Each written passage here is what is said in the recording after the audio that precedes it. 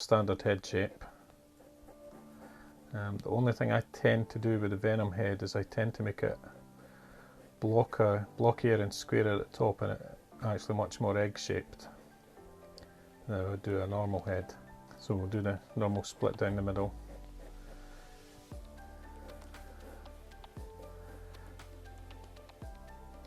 Okay, for drawing the eyes, again there's lots of different versions of them, including there's a special agent version and a Space Knight version, and then even the normal versions are all, people draw them differently. But the general shape for the eye is kind of this kind of shape. What I tend to do is draw a circle and do a rectangle coming back from it, then go up at a triangle and then a wee one back in again. And then you can do all your zigzag and squiggly bits over that. But as long as you kind of have that basic shape underneath, that will give you kind of something to work on and play around with. These tend to have a great big mouths. It can be done in a big grin or just a big roar type thing. The teeth seem pretty random as well, but normally lots of sharp spiky teeth, and quite often a big curly tongue that comes out as well. Okay, so remember these are just your warm-ups, so just doodle away. And I think as well his mouth, there's a lot of artists that draw it really elongated, especially when it's open and he's got all the teeth showing. So I mean, if you want to really stretch it out, you can do that. Okay, like I said, I tend to square off the head at the top a bit more, and then to just black around it for the shiny part of the dark suit.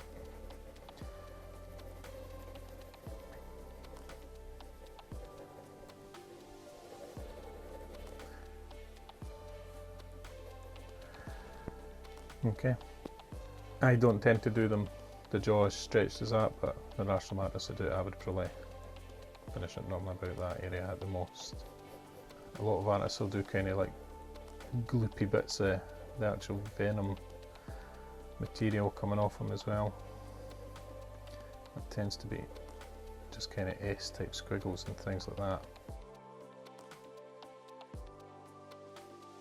But if you want to add the human side of the face, I know a lot of people quite like doing that. Yeah, if you want to do the mask kind of just coming onto him, you can do that if you want. Totally up to you. If you do the full mask or it just starting to surround them.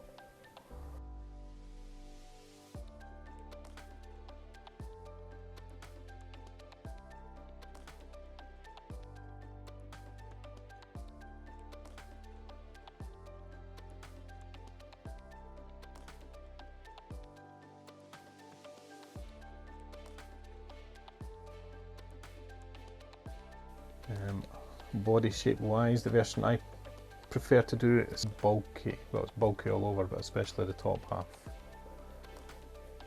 So instead of the head kind of sticking up over the shoulders, I tend to do the back and the shoulders where his head almost looks like it's a bit hunched, and then do huge shoulders and chest.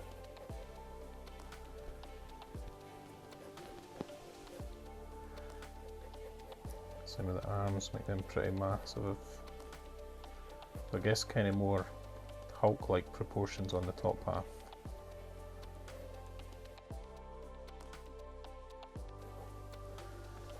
And then for the bottom half, he's still going to be muscly, but not quite as much.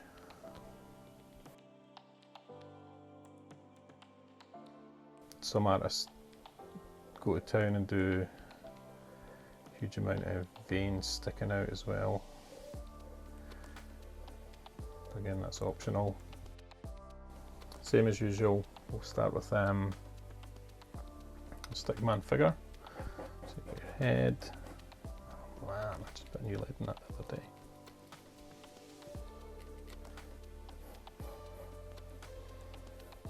Okay, so have your central line with a curve, put your waist on, rough positionings for the legs, the knees and the feet. And remember, the stick man is just to give you a rough idea of how you're going to pose the figure. And then so you've got something to build over. So the same as when we would draw any character, just really breaking it into the shapes. So for your main body area, kind of chest and rib cage, and then have a big block. You have the shoulders, biceps and arms.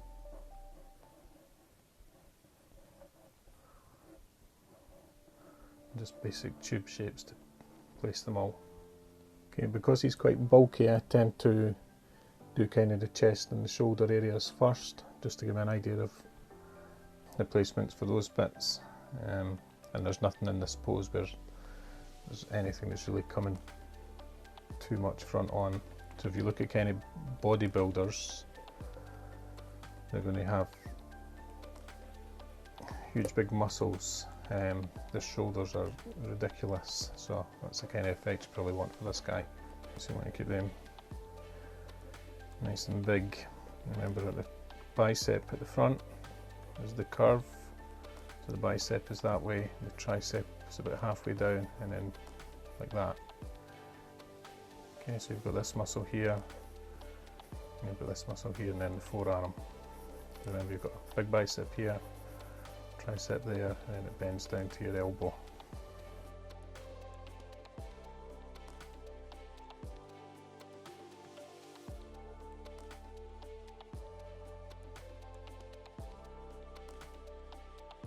And just put a basic hand shape on just now. You're going to have your thumb and your fingers coming off of there.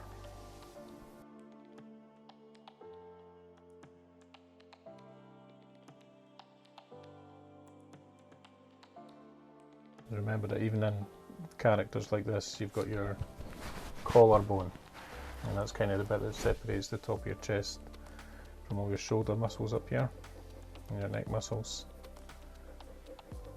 So whether you're skinny or really muscly, you can see this kind of bone on most people because it sticks out right at the front of the skin.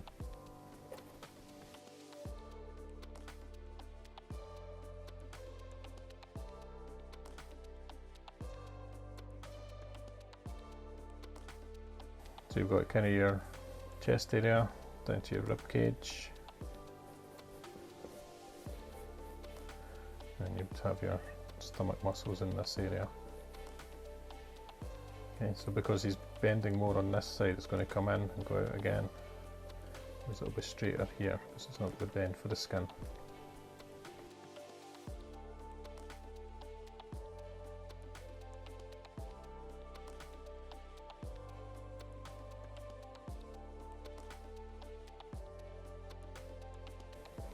What I tend to do when I'm drawing it myself is I'll jump around all over the body and try not to finish too many bits before I kind of have all the basic shapes in.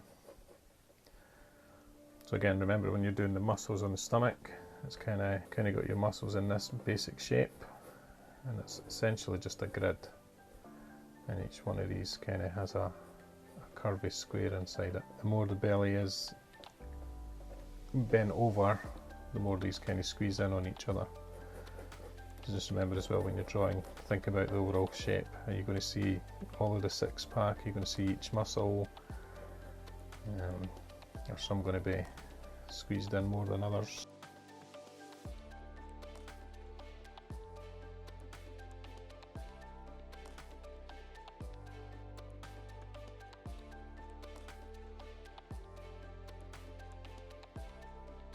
So again, same rule with the bicep and the triceps. Nice and chunky. And just remember that the bicep is roughly halfway. Sorry, the tricep is roughly halfway on the bicep height for when you curve in. So part of this area underneath that will be in shadow as it stretches around the back. And with the shoulders as well, remember your shoulders is almost like a petal shape, and then within there you've got a few more petals, like teardrop shapes. In fact, a lot of the muscles on the body are kind of teardrop shapes. So when you're doing your muscles here, just think of those kind of shapes, and there's three main ones, whichever angle you're looking at on a shoulder. Shoulder will pull across, again you'll see this on boxers and bodybuilders and whatnot, that your shoulder muscles actually come in and kind of come across the chest, and your chest in the middle, you've got different muscles that pull from there and go out in that same direction. A lot of artists draw them in, a lot don't, just depends on the character you're drawing. But just try and remember that it kind of helps create that shape if you know how they connect. So again, the leg area is still pretty muscly, but you probably don't need to go to the same extent as you do on top, but that's personal choice. I prefer making these a bit less muscly than the top half. It's still pretty muscly. Okay, so on your leg you've got this main muscle here, you've got the next muscle that sits over it, and then you've got the one kind of sitting in behind there that you don't really see from this side. And then that's cut off here by lots of muscles that hold it all together. But these are the three main ones, and again they're teardrop shaped. I'm going to have the calf muscles at the back.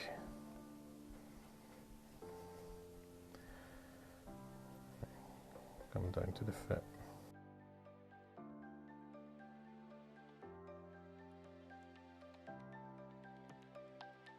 And the same with this leg. You're obviously looking at it from a slightly different angle on this leg.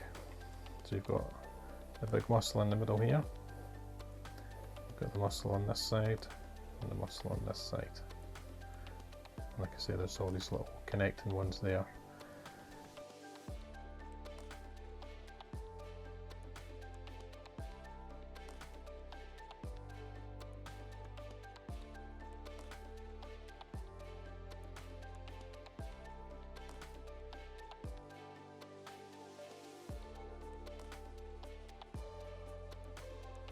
And again, you're going to have your knee.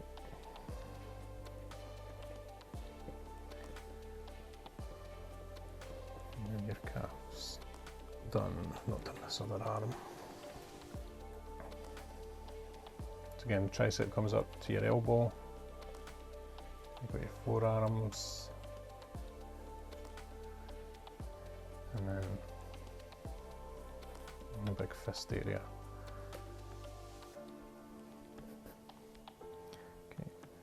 The only thing I tend to do differently when drawing Venom, the normal hand, is that I'll make these quite long, and I'll do the last section instead of fingernails as big like claw sections. But other than that, the rules for building the hands are pretty much the same. That's probably got us most of it sketched in. So again, same rules, just make sure you've got a rough idea for your eye line, your nose, your mouth, as it would be on a human. And then do these big eyes, which you then want to stretch kind of off the edge. Again, it's up to you how much you want to do the big stretchy mouth. Same with the big tongue.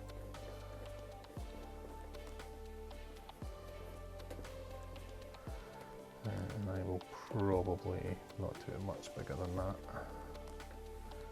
And I think I'll do the human head on the other side. I tend not to do a bump for the ears when I'm doing Venom, just because he's an alien. So it's not like it's a mask over a human head.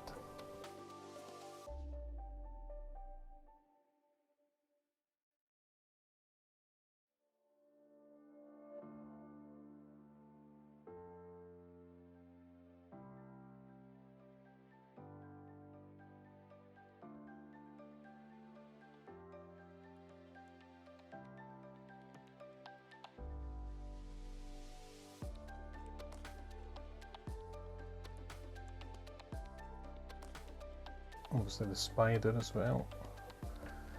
So there's various designs for the spider. I guess unless you're doing the movie version where they just didn't bother. But essentially you've got kind of a small body shape, a little head shape, and then a long area down from there.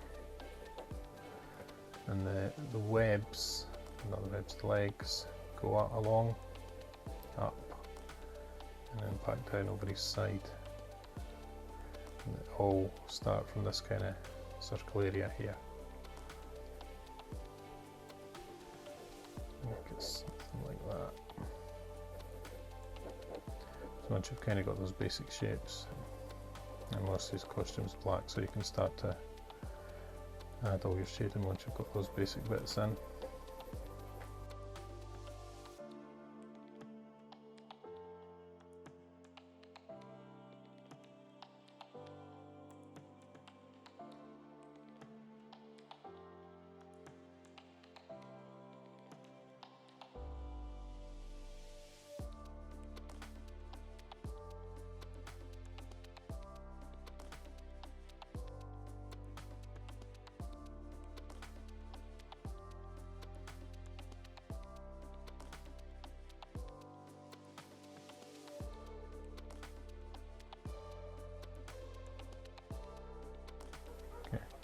And the thing to remember as well when you're drawing big muscles, big thick muscles, is the easiest way for them to look bulky is to make sure that you add plenty of shadow on them rather than just little lines indicating where they are.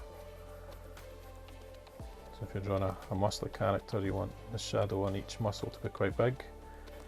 Just a normal skinny dude or a normally muscly person, just keep those lines a lot thinner. And that helps give it some volume.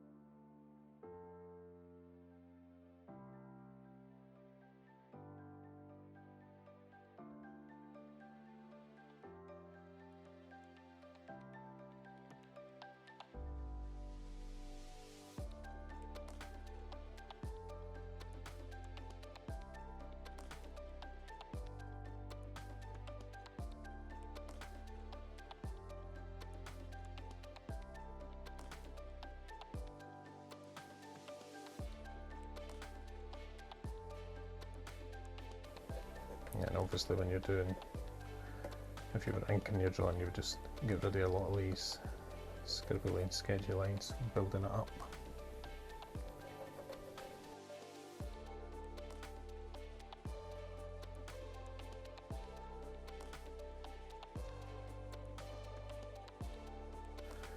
Okay,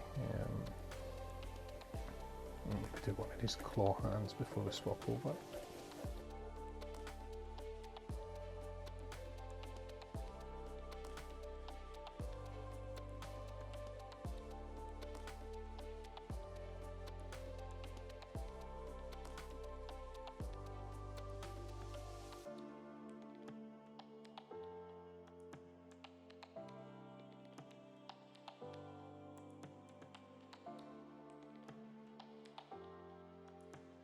That'll do for our sketch just now, so we can have a look at what everybody else has done.